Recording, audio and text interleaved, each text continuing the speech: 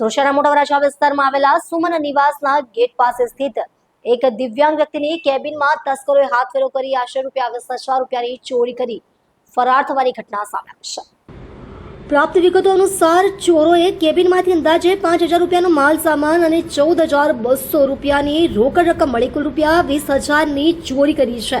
આ કેબિનના સંચાલક જયંતિભાઈ બારિયા ગરીબ પરિવાર સાથે જીવન નિર્વાહ કરે છે અને તેમને 3 દીકરીઓ છે। આ ચોરીની ઘટનાથી તેમના પરિવારને ભારે આર્થિક ફટકો પડ્યો છે। ઘટનાને પગલે સ્થાનિકોમાં રોષ અને ચિંતાનો માહોલ જોવા મળી રહ્યો છે।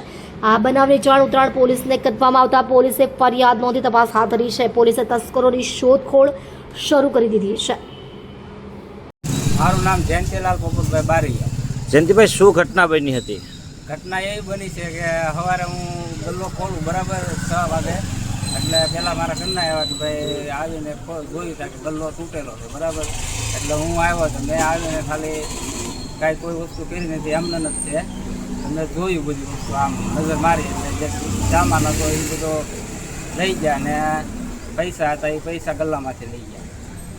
જયંતિભાઈ, તમે છેલ્લા ઘણા વર્ષોથી બીમારીથી લડી રહ્યા છો અને એ બાબતે તમે શું કહેવા માંગો છો અને તમારા ઘરે કેટલી દીકરીઓ છે?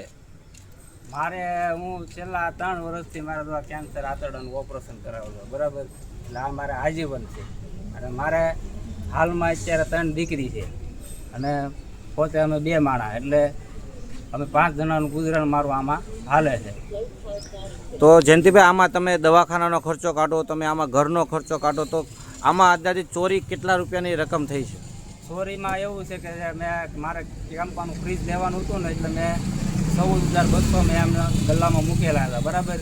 એ ગલ્લામાં એ લઈ ગયા અને ચિલ્લર હતું એ બધું લઈ ગયા અને બાગબાન હતા, વિમલ, ટાંચન એ માલ હતો એ અંદાજે 65,000નો માલ એ લઈ ગયા।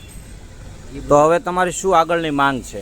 મારી માંગ એક જ છે કે ભાઈ ઉત્તરાયણ પોલીસ સ્ટેશન ઉપર મને ભરોસો છે કે મને આનો ન્યાય જલ્દી અપાવે।